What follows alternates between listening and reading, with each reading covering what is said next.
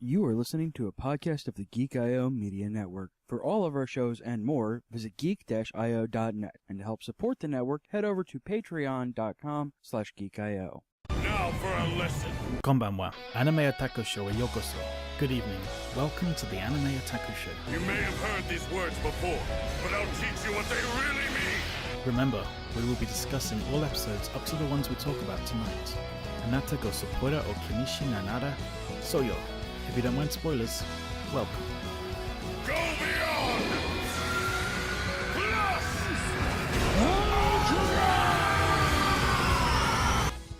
Konbanwa, minasan. This is indeed the Anime Otaku Show, episode number 25. Haha, I cannot exactly read from notes. I am DJ. It was for love, coach. Joining me into the magical world of anime, of course, will be Josh. Opai. McGrath. Hey, I'm a simple man. I see boobs, I hit like. I upvote. I have boobs. I upvote. Carrie, all I'm hearing is woof. Wilcox. I don't speak dog. Justin, what are you wearing, Carol? Christmas cakes are best cakes.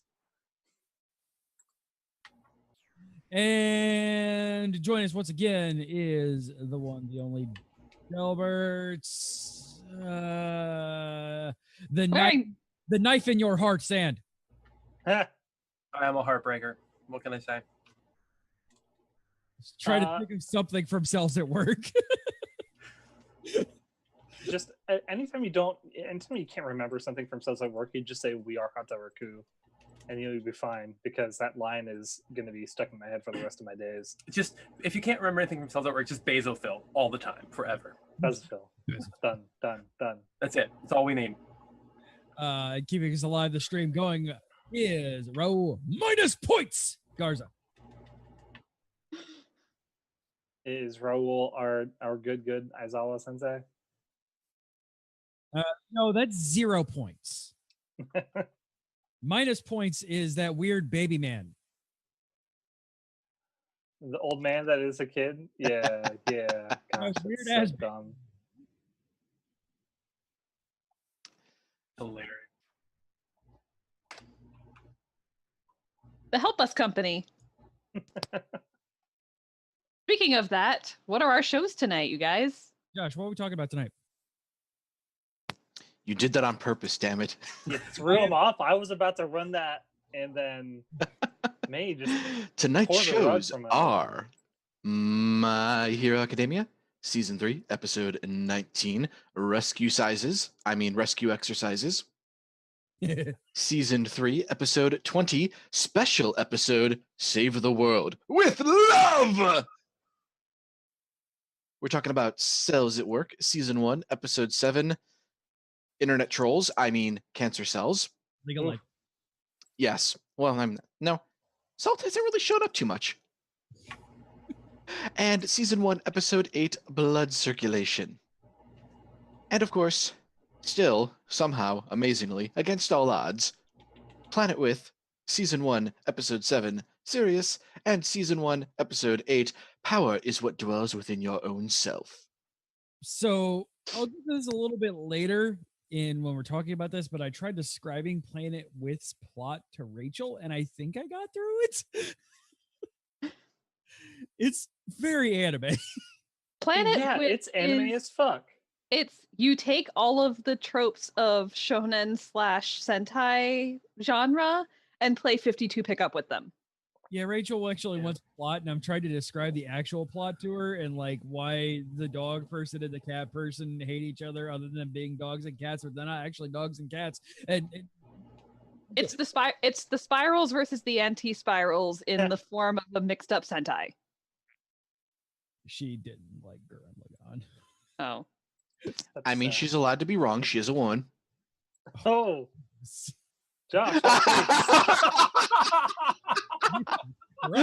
I looked at Carrie's camera at the exact right time. Love you, dear. I love you too. You know I was joking. Josh. You just better be glad that you gave me chocolate cake before you said that. I mean, watch out for caltrops in your bed, my dude. Wow.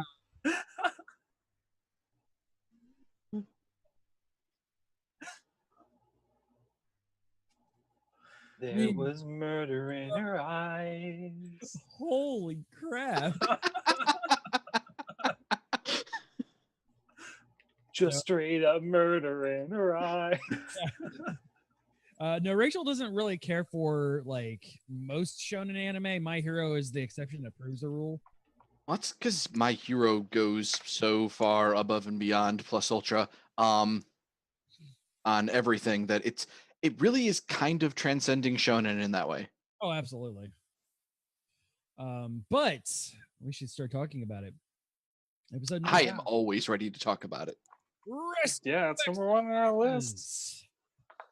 Yes. So it's time to do the other part of being a hero, which is actually helping people. Yeah. But of course, they're not going to throw out random ass civilians into this place. And it turns out there are pros for it. These people are basically stuntmen whose job is to pretend to be in trouble so heroes can practice rescuing them. Weird baby.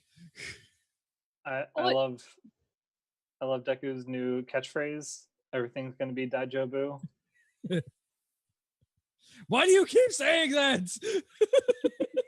Everything gonna be Daijobu. They kind of have to realize the fact that this has been all fine and dandy. Like punching bad guys is fine, but there's a limit, and you are not going to get away with just punching bad guys.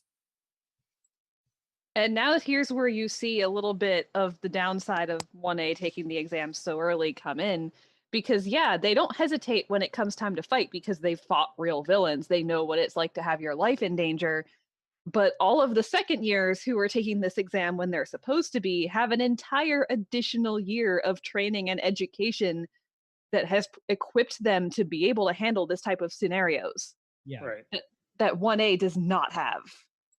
And it shows. They would have had it if they had managed to finish the SUJ or the SUJ.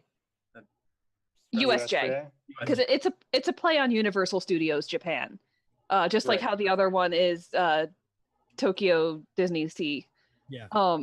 But they would have had their training if they managed to actually do that like they were supposed to. They would have had some of it, but these other guys have had it for an entire year longer than the others. Yeah. Also true.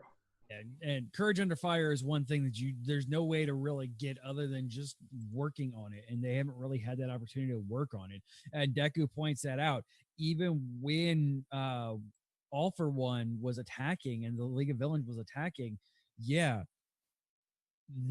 didn't do anything on there. Like, they didn't do any of the rescue ops. They were, obviously when... Focusing on getting out alive. Yeah, when one was attacking everybody, it was like, we just need to make sure that we can we need to stay alive and get Bakugo. And stay out of the pros' way. Yeah. During, Stain, like his reign of terror, like they just punched him real hard and real good. That worked. Real hard. And shouted at him with the power of friendship. Yeah. Somehow it worked. And so, it's like, they not done this, and it's one of those things like good job on the storyteller to be like, hey, remember these are still kids and these are 14-year-old kids, like they've seen some shit but not enough shit. And they're having to do things like make split-second assessments of a casualty's physical condition, a massive terrorist attack. Yes, they have to discern where the rubble is going to fall and if they can move it without bringing down an entire building and killing a bunch of people. They have to find safe places to set up triage centers. They have to evenly divide all the work. Yeah. They have to communicate with a bunch of random ass other heroes that showed up they've never met before, what their quirks are and how best to help these other people. Yeah.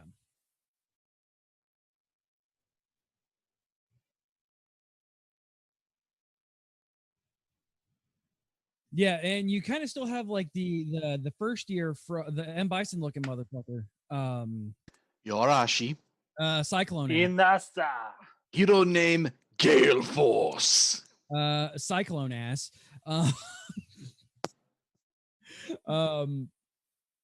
So we still have him being like, yeah, dealing with his first year self, even though he's surrounded by second years. Like he's like, yeah, I'm just gonna sweep everything up, and they're like, yeah, that's the stupidest idea. Okay. I love that. Get out of here and buy This is some. dumb. I love that the Help Us company are actually kind of coaching the kids as they go along too. Yeah. Yeah, they're not just because I mean, ultimately, yes, they're heroes and they're training for this, but ultimately they're still students. So exactly, being able to learn, what they need to learn while this is going on is fine. Like they're not in a scenario where they have to act like heroes all the time. Yeah, and each of the Help Us company is, they're still pro heroes. So it's one of those things like, yeah, don't forget that we don't know anything about these guys. Their quirk could just be shrinking in size or growing in size, and they're using that ability to be a weird baby. I'm not entirely sure they are actually pro heroes themselves, is the thing. No, Yeah, they're I not think- pro heroes. They're support people, basically. The thing that I really liked though was this is another one of those instances where just the sequence of events of just watching what's going on shows you a real fascinating slice of this world. Yeah. Society has adapted to quirks to such a point that there is a company that is literally professional crisis actors. Yeah. Yeah, it kind of brings me up to in Marvel Comics and things like that. Also, drink. There's Damage Inc., which is the same kind of company. They are designed strictly to be there to clean up the bullshit that goes on. Yay, drink. So yeah, this is absolutely. I would like to see more of us like that, more behind this. But then again, we'll end up getting a bad thing like we got with freaking Powerless on for DC Comics. Also, I guess drink again. Yeah. And let's talk too about the different reactions that the characters have to this. Like we talked about Inasa just going full force, being the super showy motherfucker that he's probably been from day one and getting points off for it. Yeah. You have Deku, whose first job is to run in and help somebody and find the first living person he can hear to try and rescue them, but gets minus points for poor execution, immediately corrects it. You have Yaoyorozu, you have Asui, you have Uraraka all trying to go where they're the most useful. And then there's Bakugo. And then there's Bakugo. Damn it, one of my favorite Bakugo moments in the entire series so far. It really was good. A couple of people who are not that injured, they can walk on their own. They're a little bit bruised, a little bit, probably got a few, abrasions and whatnot. And he tells them to fuck off, not literally, but he tells them to fuck off and go save themselves. And in response, they're like, he took all of our assessment in an instant. This is amazing. But you freeze. He's also an ass. Yeah, we're also seriously frightened. This is the reason why Bakugo is how he is. People don't judge him correctly. Let me save you with fear. But that's such a great illustration of his character, and it really does showcase the depth that went into writing him. That, yeah, I mean, they could have easily just portrayed him as the typical shouty McShoutface asshole who tells people to go save themselves. And instead, they actually take the extra step of pointing out, no, he was correct in telling them to move under their own power and get out of the way so they can focus their efforts on the people that really need it. He just executed it extremely poorly. Like, Bakugo, for all he's an absolute blowhard and kind of a jackass, he's actually really capable. Yeah. High wisdom, low charisma. Yes. I mean, he is definitely your D&D fighter, like a D&D battle master. Like, he knows where he needs to be, what he needs to do. But yeah, he's pretty garbage at being a decent, leader or anything like that. He is not a face character. No. No. Let's talk about your feelings, Kachian. Screw you, Deku. He is absolutely your archetypical anti-hero where he gets the job done. I mean, he's Wolverine. Yeah. Yeah, and let's Done, and he's a hero. No, like there's no doubt in anybody's mind that Logan is a hero. Wolverine is a hero, but he is not, a happy-go-lucky, He's the best at what he does, but what he does isn't real nice. Yeah, exactly. Yeah, he is absolutely going to mature into one of those pro heroes that you send in not to be a leader, but just to be pure DPS.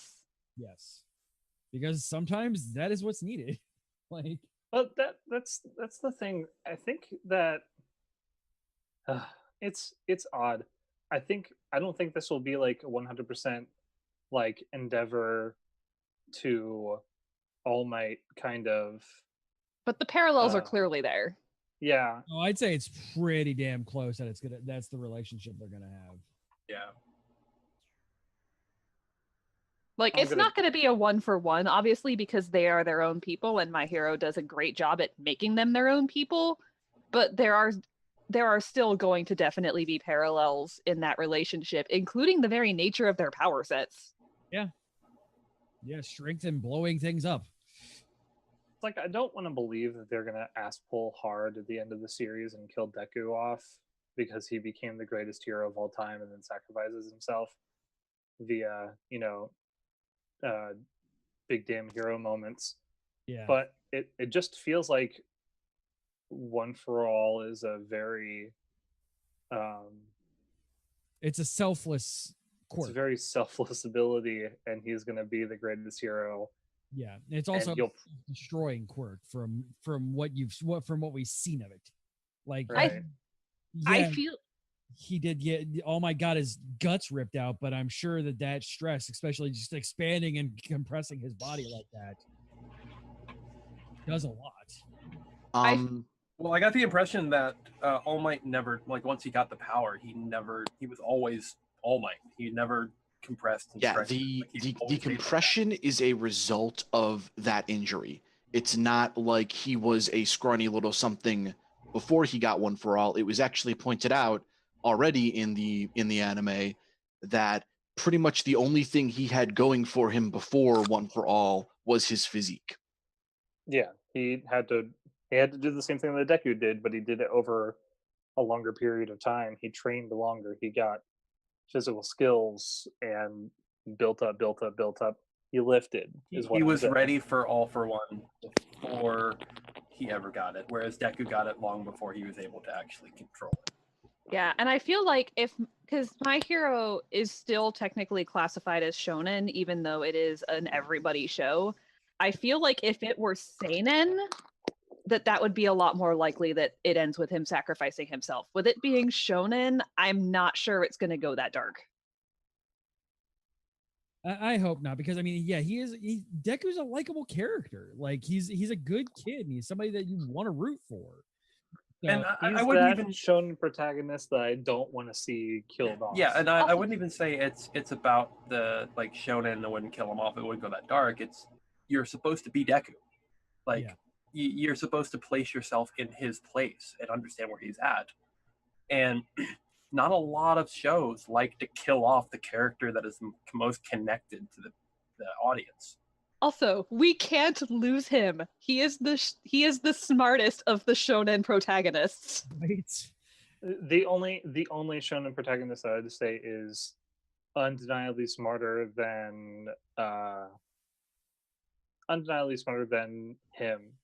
Only because, like, I don't know if any of you guys have seen it, but Gon from Hunter x Hunter is an actual factual super genius. He just doesn't show it. Yeah, by the way, Hunter x Hunter is one of my favorite shows of all time. It's one of the best shows ever created. So. Not even just television, like anime. Like, it is one of my favorite television. So when's it coming off hiatus again? Never, but that doesn't matter. You can just watch the anime and be fine with it, really. Yes. But I mean, comparing Deku to the leads that we see of series that My Hero is often portrayed next to, like Naruto, Goku, Luffy, Those guys are fine, but they're all fucking idiots. Well, they have Yeah, battle. I don't really see Deku tossing All for One a Senzu bean. Yeah. Right. But I mean, the difference on that one is those guys have battle prowess, you know, especially in Shippuden. Naruto has battle awareness. Deku doesn't always have that. No, he doesn't, but he fucking develops learns. it. Yeah, That's the thing. But that can Once you catch him with something once, that's it. And the same thing can be said about Naruto. Like, he's an idiot until he's not. Like, obviously Goku never gets that. He just becomes better and better at battle awareness. But I mean, let's be fair. Ultra Instinct is literally Goku shutting off what little of his brain there is. Yes. And just fighting. Yeah, I mean, Ichigo from Bleach is a pretty similar thing where, like, yeah, he's pretty good at battle, but he eventually learns, you know, how to be a functioning human being. Quote unquote. Yes. as functioning as you can be. But yeah, so we get all this nice little snippets of character development throughout this little rescue-pade. Rescue-pade. And yeah, then the other shoe drops. Oh, god damn it. So last episode, I was praising My Hero for how seamlessly they integrated the anime original content and how nice it was to not have blatant filler for a change, and how it enhances your experience to have all this extra stuff just come in so naturally. This episode happened. And then they stop on a fucking cliffhanger and drop a movie tie-in. You get Gang Orca as the quote unquote bad guy of this, which the dude behind the terrorist attack. I love Gang Orca so much. It has such a good character design. That's unreal. Yeah, Gang Orca is fucking amazing. Fantastic. And so sharply dressed. Of course. And then you get He's gonna be a gang star. Filler. Like, this is the most fillery of fillers. This is borderline Naruto delivering rice filler. Like, I'm gonna full on call this a editorial Shonen Jump bullshit call. Oh, absolutely. Okay. Quick thing. I was looking over the season, and this season we have not had a cut between training camp, rescuing Bakugo. What was the other one? Yeah, we did. We had the moving into the dorms. Moving into the dorms couple of episodes. Yeah, but it still had story because of Sue's feelings, which is very important. And all of that was actually that most of that was original was adapted content, not anime original. But the thing is like it actually flashes back to right before the summer training camp. And it's like, okay, you could have put that fucking episode there chronologically where it belonged, and it would have fit a whole lot better. So yeah, we had the story break of the, you know, dealing with, you know, the moving into the dorms exactly, but it's like, and then you could have had this there. This made no sense. This made zero sense, and yes, this sang editorial. It's like Shonen Jump asked the director of the anime, okay, so we need to put in this movie tie-in episode. When do you not want it to go? Oh, we don't want it to go in the middle of the provisional licensing exam. Sweet, that's where we're gonna put it. Yeah, I completely forgot that the movie tie-in until the coda at the end was like, oh, Jesus Christ, that's what this was. Well, like they talk about it right at the beginning of the episode. But either way, it's a bad look. Especially since it opened, like, the movie they're trying to like push opened at the beginning of this month, but it doesn't open the rest of US and Canada until September 25th, so they could have finished this arc, done that little one clip, and then continue. Or they could have put this, so that's the thing, Japan doesn't but they could have put this chronologically when it happened and coincided with the release of the movie pretty damn well. Like, it would have aired like a couple weeks before the movie dropped, which was perfect to like push pre-order sales, and it would have made more sense and it would have felt more organic. And the thing is like, it's not a terrible episode. Like, yeah, it's filler, it's gonna be fillery, really, but it wasn't. I enjoyed it. It wasn't Mizuki turns into a tiger for no goddamn reason level of filler. particularly like this episode like at all. Like, but like where it showed up in the series was kind of frustrating. I did super like, even though it was really jarring, I kind of liked All Might's and Midoriya's interactions on the bookends of the episodes, just because All Might's like, I'm wearing the That was same color as you, adorable. and Deku's like, ah. yeah, I did not like this episode. It would have been better being where it was canonically at, like, because then we already would have had, you know, these character developments that already existed. But now, because of where it's placed, we're beating the same character points that we've already made over and over and over and over and over again. Like,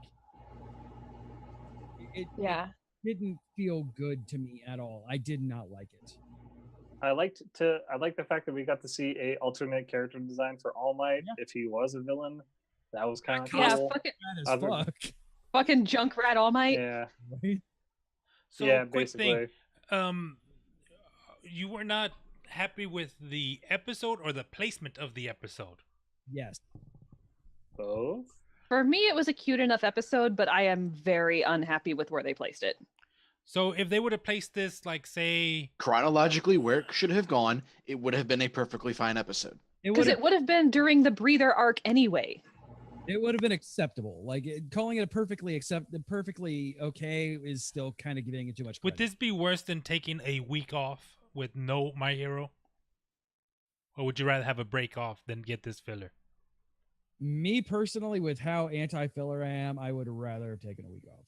Especially because with as much as they've done previously with integrating original content into the show, with the Froppy episode, with the Uber bitches from the all-girl private school, you know, Miss Drink Tea and Become a Genius Lady, Intelli, Todoroki versus the Hidden Ninjas, like, all of that was executed so fucking well that if I hadn't read the dirty M word, I wouldn't know that it wasn't originally in there. And Manga, manga, in the jungle. Please don't. No. And so to have them go this overt with it, not only specifically calling out, hey guys, we're doing a filler episode, but to do it right on a cliffhanger during a really significant character arc almost feels like an insult. It is. And yeah, oh yeah, definitely. And it's sad because it's otherwise a pretty cute episode, and just, guys, come on. You're better than this. Like, yeah, I will give them that, you know, of all the sins that they had during this episode, and there were a lot, because, I mean, if you're going to excuse everything else, the animation quality in this episode flat out sucked. Like, it was not good animation quality, and I get it, yes, it's filler quality, but, you know, the bounce and Bleach at least looked okay. It was like, it didn't look good. Like, you had your third string, your out of college interns working on this episode, and that's not what we come to expect, especially where it was placed. The only redeeming quality is the fact that they put up front, this is a special episode, this is filler, this doesn't really count in your canon, but hey, go see our movie. Also, all right, so this is the reason why this episode aired. I did my research, journalism. The reason there was a special episode this week is that there is a 24-hour charity event in Japan called 24-Hour TV Love Saves the Earth. The event started in 1978 and is the last Saturday of August, so the anime would have been on break like last year if they hadn't aired an episode. I think I would have rather taken a break. Also, the fact that there was no mention of this, because I remember reading a news release, it was like, yeah, it's a special charity episode, so I'm thinking, okay, it's going to be fine, and then they don't mention this at all, so to watch it on Crunchyroll, it comes off as just a shameless movie plug that was advertised as a charity episode. So it was said in Japan. This is not like it wasn't a surprise to Japanese viewers, but to us it doesn't matter. So I'm gonna say once again that it was an editorial thing. They made a fluff episode and they decided to tie in their movie on it. But we've already talked 30 plus minutes about My Hero Academia. We've got other shows to talk about. Really quick, I did want to point out the one story thing that I really, really liked about this episode, other than getting to see young All Might, because I always want to see young All Might, is All Might like fucking ambushing Midoriya at his house. Hi, you want to go on vacation with me? Sure. I am here to ambush young Midoriya on his way home. I need an adult. I am an adult. He just wants to go on a father-son bonding trip, and it's adorable. Yeah, I mean, that's why he doesn't even bother asking mom, because he knows she's going to be okay with it. It's like the Cat in the Hat knows a lot about Dad on PBS. Like, I have kids, don't at me. Just get used to this shit, Justin. You're gonna be referencing fucking preschool stuff soon enough. Oh yeah, for sure. The cat in the Hat knows a lot about that. It's the Cat in the Hat. He does all these things. It's educational, all this bullshit. Go and ask your mom. She won't mind at all if you do. Like, yeah, this is absolutely just that. She won't mind at all if you mix flour and water on the kitchen floor. Go for it. So yeah, let's go ahead and move on into Cells at Work. We are Hataraku. I did not watch the Cancer Cell episode. That is Understandably entirely so. understandable. Dear friend of mine who literally last week, one of Rachel's coworkers who has become a dear friend of the family, passed away from cancer. And even thinking about that, I couldn't even bring myself to do it. I don't care if it was like fluffy ice cream stuff. The fact that it could be referencing that, I was not in a mental place to watch this. So I did not watch this episode. I watched Blood Circulation though. So, I mean, we could skip discussion about cancer. I could say that the character designs were suitably like horrifying. My best friend in middle school and high school died from cancer. I watched the episode with my wife because we watched Sirius, but I mean, it talks like it. All it talks about really is the job that immune cells have, and how people like the immune cells feel bad about what they do because they are literally killing cells. Yeah, things that were normal at one point. And Yeah, it's pretty. It was a very, and they go into the science behind it, like very in depth, like more in depth than like my own like biology classes did, and it was very well executed.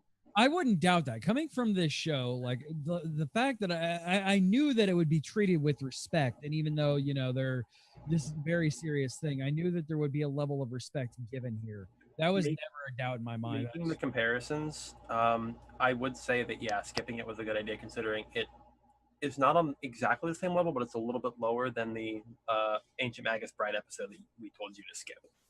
Yeah. In that regard, if you have somebody that collected to it, because it was a heavier episode considering.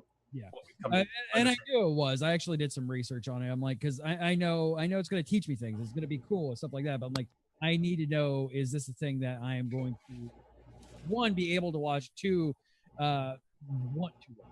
Like, and it came out to be a fact of no. So I just skipped it. That's fine. I knew that I was not afraid that this show was not going to pay proper respect to it. I was actually reading something about how doctors will go on Reddit and talk about how scientifically accurate everything at Cells at Work is. I guess a cancer researcher. Yeah, an actual like cancer researcher in Japan was like, everybody needs to go watch Cells at Work. The show is incredible. They actually talk right. They did the research. Do it. Yeah. So Blood Circulation. That cute episode. Great. Adorable. It's real. Red blood cell decides that she doesn't want to rely on everybody else all the time anymore.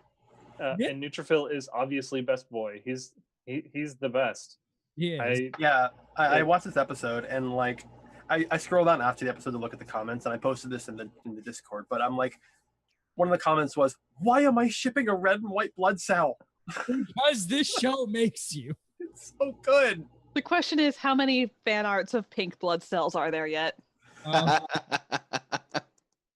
Well, you better fucking believe. There's already a pink blood cell in. Yeah. No, she's a white blood cell wearing which pink. Is pink, so it counts. Eosinophil. Yes. Yeah, this episode was adorable. Also, of course, you get heart and everything like that, which is real cool. Like, A shogunate building. yes. I had a good laugh That there. was fantastic. And like all of the very extremely Japanese measures of crowd control they have with like the little video and the announcements and the little cartoon character thing describing like, here's what you're going to do, here's what you need to do. Love it so much. It was so good. Also, it makes you realize that because it kind of implies that there's time passing between each of these episodes. This seems like it's been her first time in the heart. Yeah. So how long has she been wandering, trying to deliver the same thing of nutrients and the same thing of carbon dioxide? So, as far as I know, white blood cells can not have ever gone to a part of the body, right? Yep. But red blood cells are created in the blood marrow. Yep. And then they have to get circulated through. I wonder what the time frame of this is, because if they're going actual real science here, this host body has gotten all of these things within 1 hour. Yeah, I don't know the time frame on it. Obviously, I do appreciate that there is a plot to this weird ass fucking science show, but like, yeah, it was fascinating. It was real damn interesting. And even just like all of the little things that they add into the episode that just flesh out, the world inside you. Like the ice cream vending machines. Yeah, because red blood cells can only function off of glucose. Yeah. Red blood cells don't have their own mitochondria, so they feed off of glucose. Okay, I didn't expect to go there. Also, we learned that the T in killer T cell stands for Tsundere.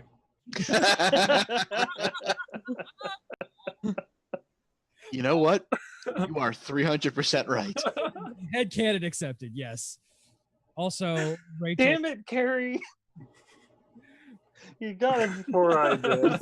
So, quick thing: the platelets have it in their contract that they have to appear at least once in each episode, right? So that's the thing. They don't appear in every episode. They don't appear in every episode of the source material. They are hyper popular. Gee, I wonder why. They are the cutest thing in the world. So anime director is like, hey, let's put these things in here because they are the actual cutest thing in the world. I love them climbing all over neutrophil. Yes. Hey, do that. I'm going to kill you, germ thing. Like, I still just love the bit in the opening where she's riding on his shoulders with a rake. Yeah. A little plastic toy rake. Like, I'm going to kill bad guys now. No, you're not. You're food. No, you're not. You're beautiful. You're the cutest. I love when the two, when Red Blood Cell and her friend stopped and started poking them in the face. And they're like, no, it tickles, stop. Oh, I actually want the germ to just like, oh, so cute. Okay, I'll play along. You got me. The cheek push gif has gone around. It's just the cutest thing in the world. So can we talk about neutrophil reaching maximum bro ship tier with Yeah, he's the actual best. with just thank you, Geek Grills. Oh, Hello. Hey, guys. Oh, whoops. Nightbot, super aggressive. stop sign. I appreciate you. Just because you're Brian Brushwood's Black Sun doesn't mean that you can fuck around with my Nightbot. Oh god. Yeah, just the lengths he went to the point of fabricating new signs. Fabricating new signs, rearranging existing ones, Hanging on top of the sign, and she still doesn't see him. He blends in. getting fucking like killing all of the infections like before they even have time to be seen by anybody else. Oh, hey, let's get that red blood cell over there. Shh. Just pops up. Oh, hey, you already got him. Cool. Wait, where are you going? I entrust these to you. I've got places to go. I Red got blood to cells go. the book. Throwing the notebook at her head. Funk. Kobe. Excuse me, someone in front of you just dropped their hat. Oh my god. And because, of course, it's red blood cell, never notices. No, because she is. And then, at the end of the episode, he sits there on the bench and lets her tell him every So last how was your thing. day? He is the best. Like he Uh-huh. get- Like, it's the most fascinating goddamn thing. get Well, your you can tell. Go on. appreciate you like like what blood cell does red blood cell like. And he legitimately looks happy to be listening to what she's saying. Yeah. Like this is not a whatever. Go on. Is he is Yes, dear. Uh-huh. Mm-hmm.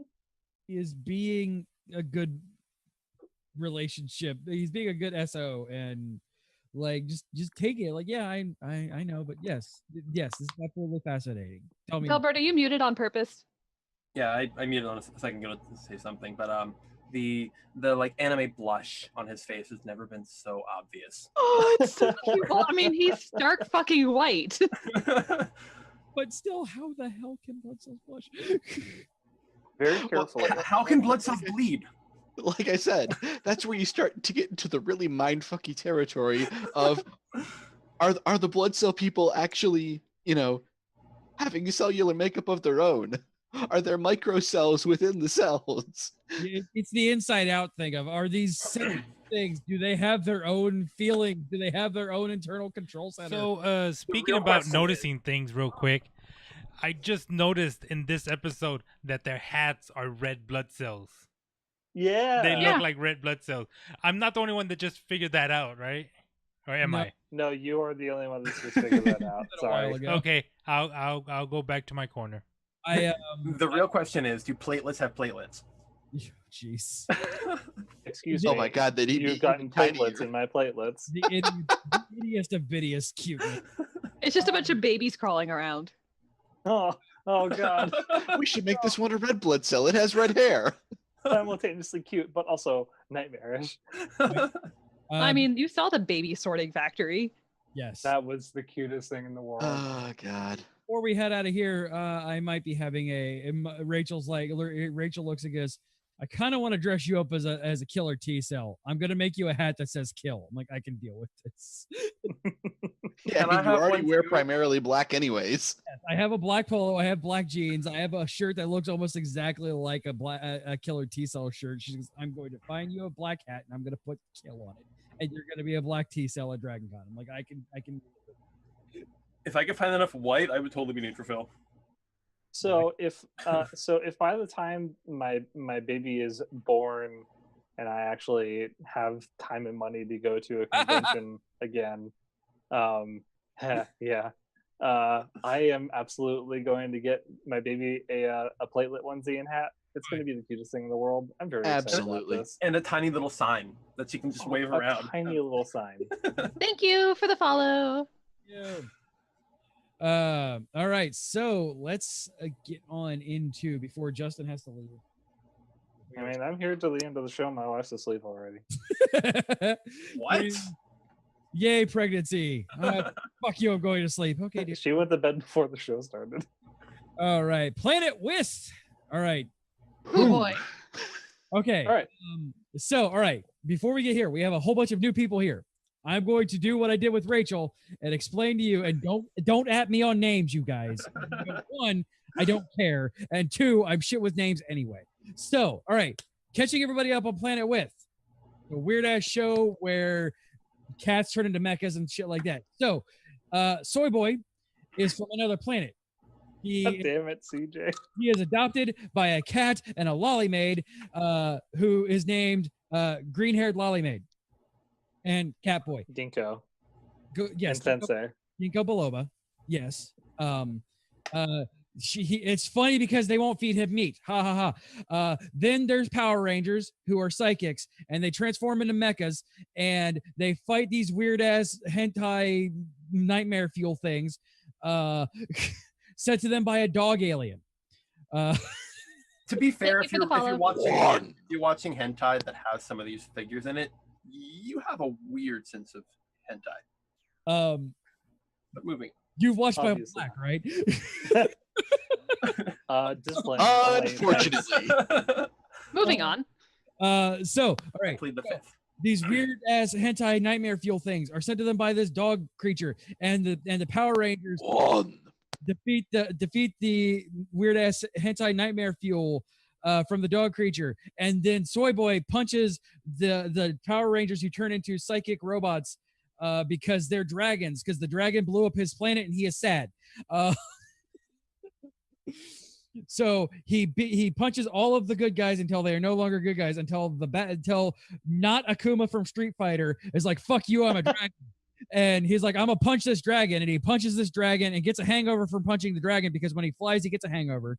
Got the doping. When he flies, he gets a hangover. And that also needs to be a title, please. and so him and Lolly Maid punch the dragon really hard, and when they punch the dragon, he realizes, oh shit, this kills people, Coral. And then his brother shows up and is like, hi, you did good. He's like, holy shit, my brother is here. Was my brother here? I'm so happy. Oh wait, now I'm sad. So next episode we get to Sirius. Diggity damn, my dude. Did I do a good job on summarizing Planet Width? Yeah, sure. Yeah. Thanks. Actually. The serious interpretation of this show is that it is a disassembly and rearrangement of typical tropes found in the shonen / sentai series. Done. Yeah. One. So yeah, we get a little bit more of Soya's backstory in this episode, and Ginkgo's as well. Turns out she's a fucking princess, you guys. She's Yeah. a princess from She's a, fancy as Who's fuck. apparently always dressed as a maid. yeah. Why Oh, does, Her entire planet does, though. I mean, suddenly the little crown on her headband makes sense. yeah, She's fucking royalty. She is always a princess. Once a princess, always a princess. And her planet wants to join Nebula. Because they saved them from Soya's people, who are Yeah, Siriusians. Well, it sounded like they were on that path anyway, because the conversation she has with Sensei about Riel choosing the path of love and take me with you and teach me so that when our people are ready to join Nebula, I can lead them. Yeah, I didn't get into the fact that Nebula are a bunch of intergalactic peace people, and like one faction, the dog faction, wants to seal evolution because evolution can lead to people being dickheads. Anti-spirals. And the cat faction wants to be like, hey, we're just gonna watch this happen. Okay, thanks, bye. And then they fight. You know, actually, See like invisible duty randomly dropping impossible. away. The way you explain Roar that, for the I'm power. now seeing cat and dog, like deliberately, 100% cat and dog.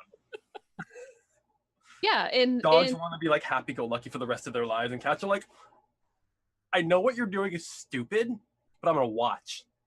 Yeah, I'm gonna let this shit happen. I'm gonna knock this class over because I'm an asshole. pretty much. And like, and Fuck this, Sensei, fuck that. the Generalissimo even says when he's fighting, not Akuma, because I forget that guy's name, Takizo. Yes. Ryoko, I believe is his last name. Ryuzujin or something like that. I think. Takeshi or something. Ryuoji, I think is what it is. Fucking dragon. The dragon. He's saying it's the sealing faction's goal is to take away a loaded gun from a child. Yeah. And meanwhile, the pacifist faction is, well, let's guide their evolution in the right path. Yeah, I'm still so Justin, you know this, is there a manga on this? Yes, but the anime is ahead of it. Okay. The manga is a monthly.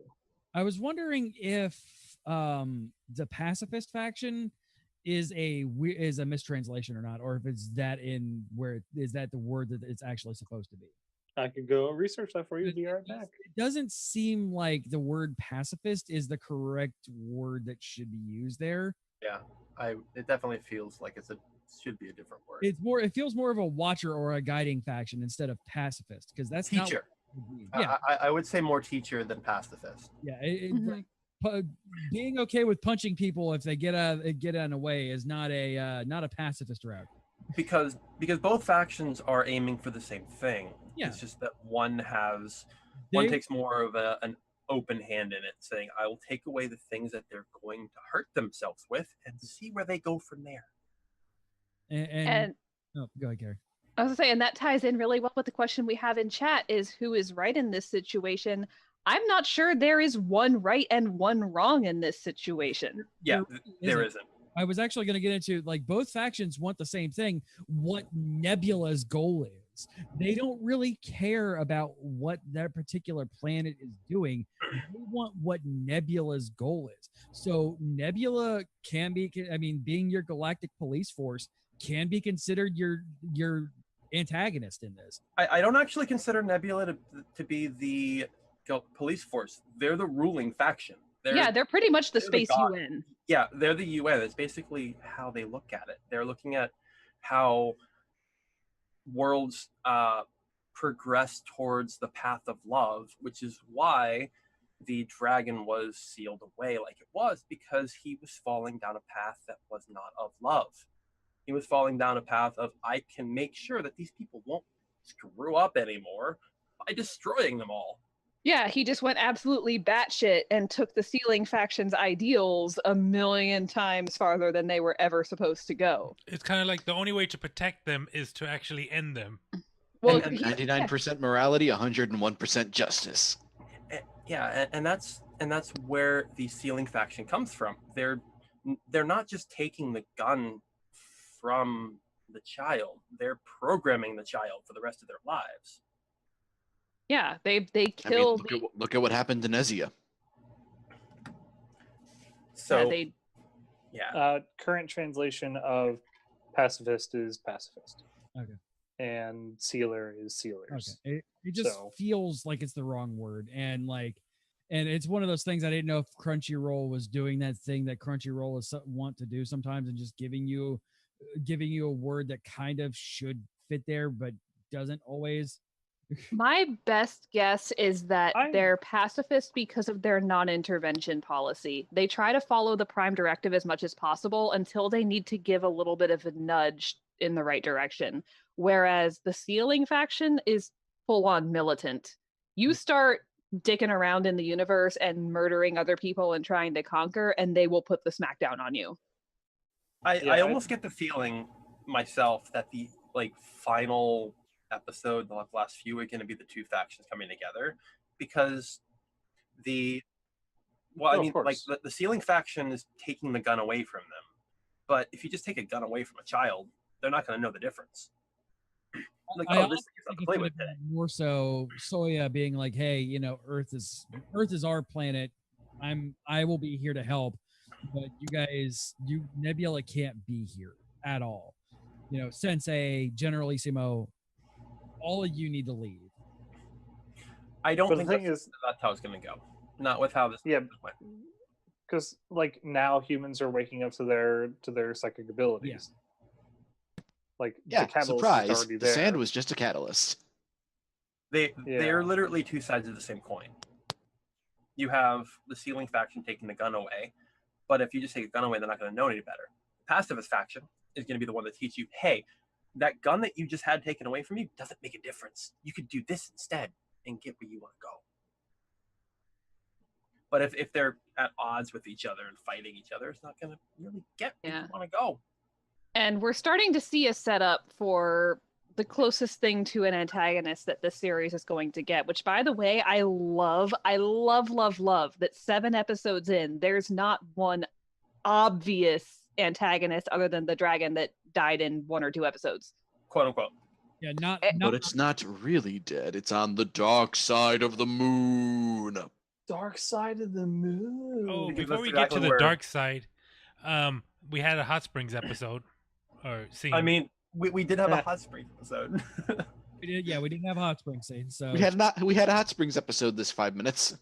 check that off your anime trope list. Yeah, that was weird as fuck. That is totally a Japanese thing for sure. What, getting naked and having life-altering conversations? Absolutely. That is a trope-ass trope. It Oh, really just is, put- to be fair. People Just are put- more just put earnest down on the into a- riverside at sunset. Oh, it's the whole, like, I am bearing my soul to you. Exactly. And floating booze, because Because boob physics. exactly. So our friends, our last two friends from Paladin, joined the Ceiling faction, you guys. Yep. And they got cool-ass headsets out of it. They And did. and Shonen Power Ranger joined the pacifist faction technically. Technically, yes. Yeah, it was real nice to see Torai-kun back in action, Right? I was very. Yeah. waking up his heart of Good boy. justice. But what about Justice? What about Justice's heart of justice? And then we get Fighting the justice. what was it? The people from paradise. The Yes, people the of paradise. People of Paradise. Yeah. Fuck. So Virma. jury's still out on whether or not they're actually good, very but I'm assuming that they're not the big bad. Yeah, I don't think they are. I still think I think they're evil. It could go either way, because look at the last set of people who had evolved beyond the need for physical forms we had. Yeah, Virma. Fucking Virma. yeah. I do love though that like there is not a true evil in this series other than the darkness in our own hearts. Even the dragon Humanity that itself. even the dragon that murdered an entire planet did so out of a corruption of noble intent. And in his mind, it wasn't corruption. It was just, if we let them continue, then the entire universe will die. There's no helping these particular guys. They've gone too far. Yeah, he had noble intent in his mind. In his mind, but extremism tends to corrupt noble intentions and you get genocide out of it. I was about but to say the fact- tends to always generally. But it didn't start out, I want to kill because I want to kill. I want to kill because justice. And I love that this show plays with morality and right and wrong and shades of gray like it does. Because so often, and there's nothing wrong with having the good guys and a big bad to be defeated. Like, I fucking love anime. There's a lot of that in anime. But it's refreshing to see a different spin on it at the same time. And, Right. and for me, I'm actually very glad to see that that the dragon was part of Nebula, as opposed to being the big baddie walking on the universe killing shit. The Mhm. fact that the dragon was part of Nebula and saw an ending and went for it, and then decided, oh hey, no, you dragon, you're not. Whoa, dude, too far. Yeah, exactly. Can like, you not? We're Oh, gonna you're put you wrong, in bro. timeout. Yeah, like up until this point, they never mentioned that point. It was the dragon, and Nebula showed up to banish the dragon into the multiverse to die forever. Which, spoiler, it didn't. It never Maybe. does. Because it's a dragon. I mean, we don't know. They said Well- it's on the dark side of the moon, but we haven't seen it again yet. We did see it in Ryoji, so I think I got that name right. We saw a We could portion of the lose. power, which if we're looking at the vials as being like dragon's blood, then yeah, we're gonna see a portion of the power if people draw too deeply on their psychic And we saw abilities. that with Big Judo Girl. Yeah, but neither of the incarnations of the dragon have been powerful enough to destroy a planet. I feel like he would have gotten close though. Sorry, CJ, go ahead. As I was telling Rachel, like, yeah, these names are all fine and dandy and shit, but I'm garbage with names anyway. I'm still learning my hero names, and I love that show, and I've been watching it for 2 years. This show's done after 12 episodes. I DGA. Yeah. So, Yeah. quick thing, they had a little nod to a very classic anime there, when she steals the vial from from the lab. Oh yeah, straight up Ghost in the Shell. Yeah. Straight up Ghost in the Shell with the vanishing. Yeah. Yep. I'm like, wait, I know. Oh, it's Ghost in the Shell. I've seen this somewhere before. Yeah. What's like how many series have the Akira bike slide in it, including The Simpsons? All of them. Not and more than half of those references made are not even in the anime. Yeah, so we have the people of paradise who claim to be benevolent, and they show up only to Soya, to nobody else. Even the psychics around him can't see them. They show up in the form of his dead brother, which they have no control over, apparently. They're just like, hey, this is how you decided you wanted to see us, so fucking deal with it. Don't at me, bro. This is on you. And ask him to deal with the dragon on the dark side of the moon. Which, by the way, when Soya gets angry, you get upskirt. Yeah, Of course. because he's Soy Boy. He's been flying with Sensei for how long at this point? Right? Vegan gives you superpowers? He likes some upskirt. Also, Glass's girlfriend is a psychic too, right? That's what we're going for. No, there's something else about her, I think. Because, I mean, being a psychic doesn't block that power, because Soya is obviously a psychic. It's the glasses. Yeah, I honestly think glasses. That would be amazing if that was The actually glasses the are case. superpower. As I feel- everyone on yeah. this stream wears glasses. But I mean, it could be possible that it's both, that the glasses are blocking it and she's also a psychic. They're magnifying her super hypnotism, which is how nobody notices that she's actually Superman. Yeah. Well, the funny thing is that most people in Which is actually something they said in DC Comics at one point. God damn you, Silver Age!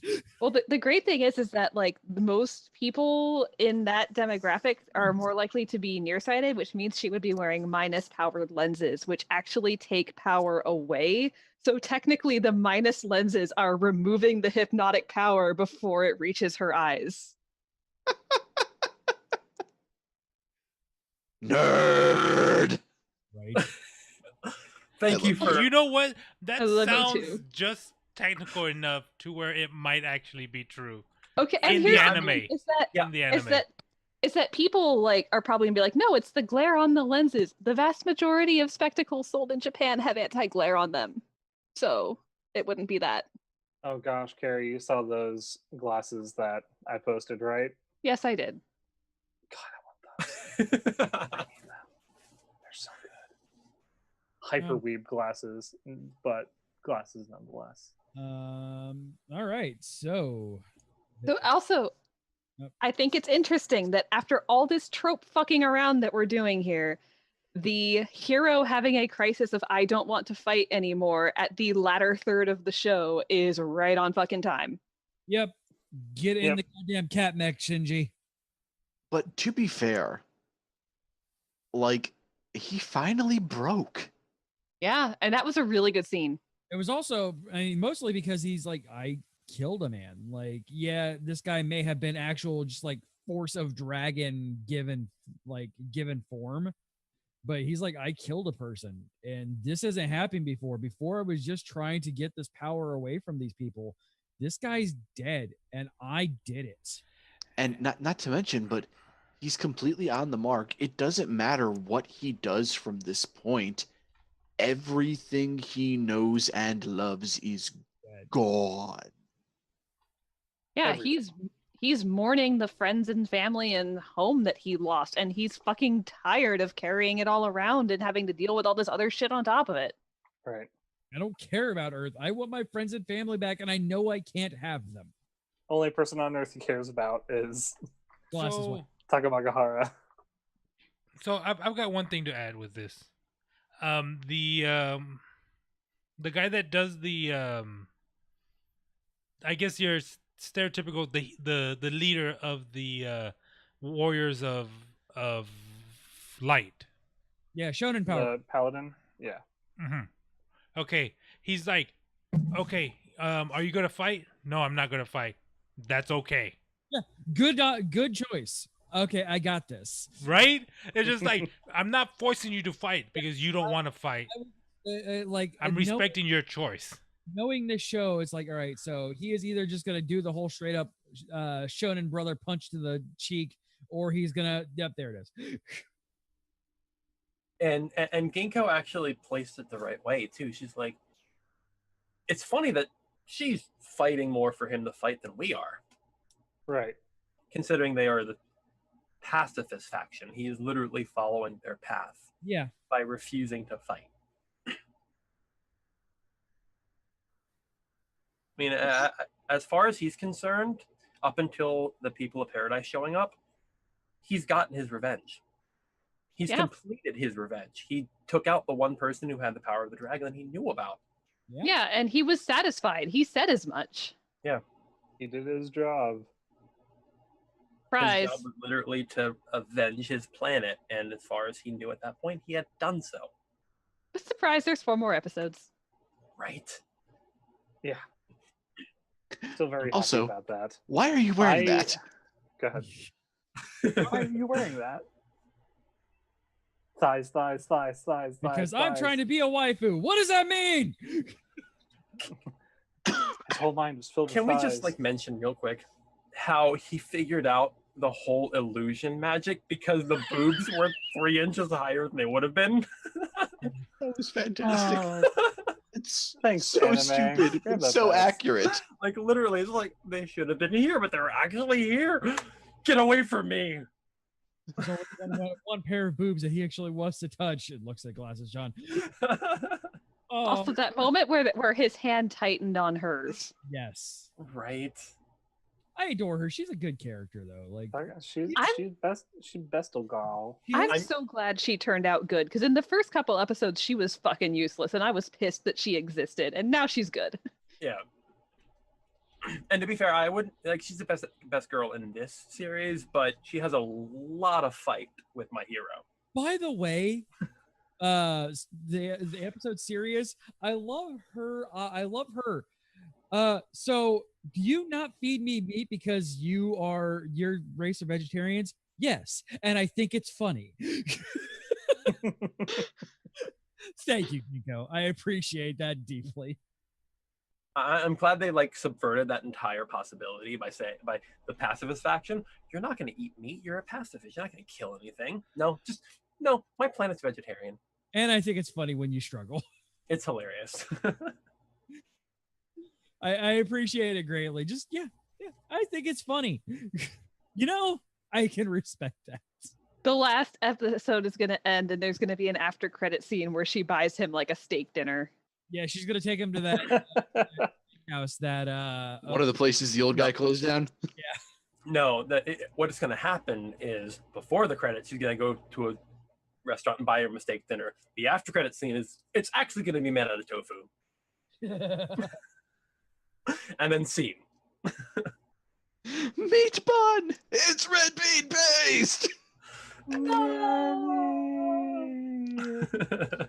All right. Speaking of red bean paste, we should get out of here. Yeah.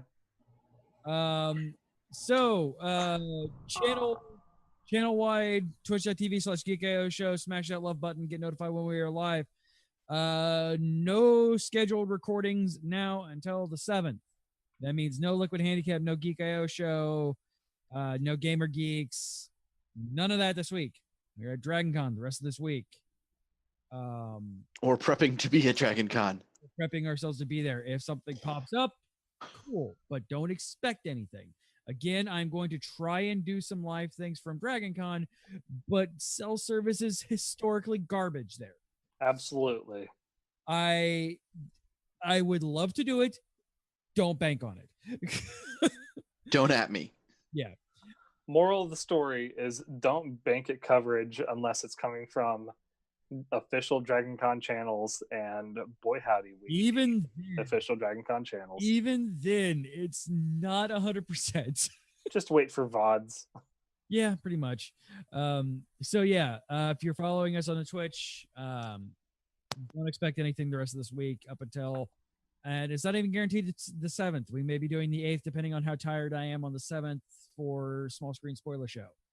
I don't know how tired I'm going to be. Typically, I'm pretty good on Tuesday to at least do Small Screen Spoiler Show, but no guarantees there either. So that'll be either Tuesday or Wednesday. But back to normal recording Thursday the 8th. And the 4th is Tuesday. Ahead of time, I will just probably let you know that I am probably not going to be available on the 10th for AOS unless you guys are doing another show on the 10th.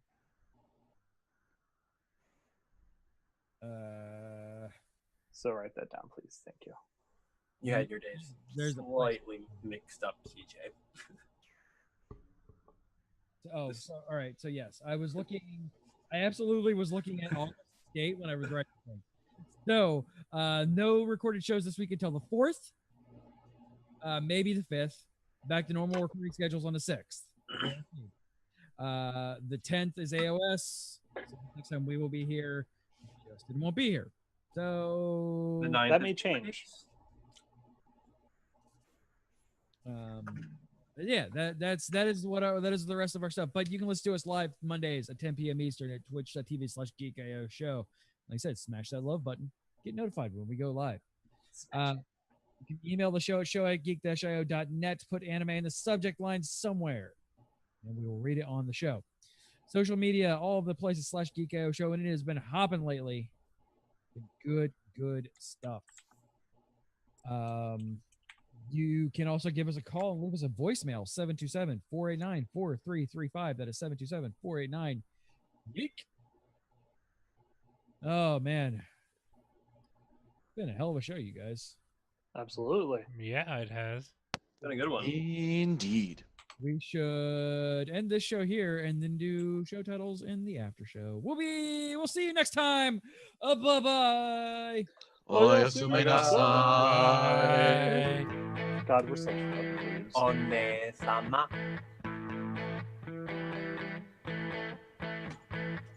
Hi, my name is Water Buffalo, and I hope you've enjoyed this GK Media Network production. Copyright 2018, you see how that works?